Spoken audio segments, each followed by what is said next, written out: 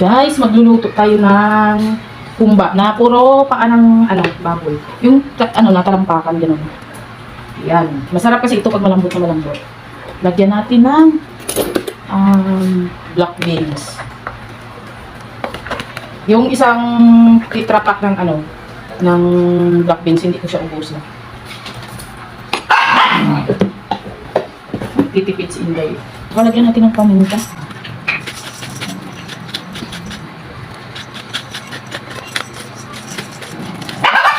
Tama na lang. Tsaka bitchin. Tsaka lagyan natin ng cooking wine. Ito.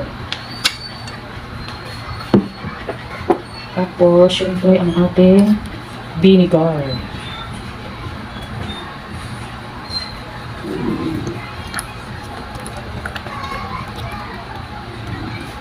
So, lagyan natin guys ng rock sugar.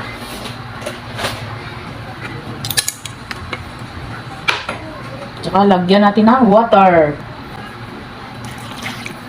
Guys, dagdagan pa natin ng sugar na pula. And guys, nalagyan ko na siya ng asukal. Nag-add na lang ako ng kunti. Hindi ko kasi matansya pag gamit ako ng rock sugar.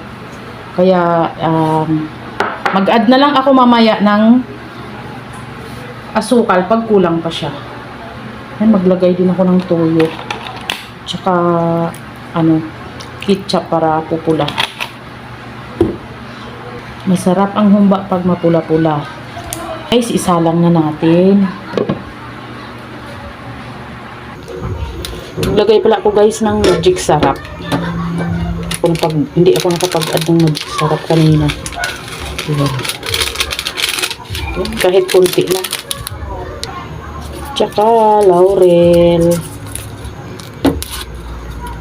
Kasi yung mga herbs, may mga dagdag na health benefits po ito sa ating katawan. Yan, takpan na natin guys.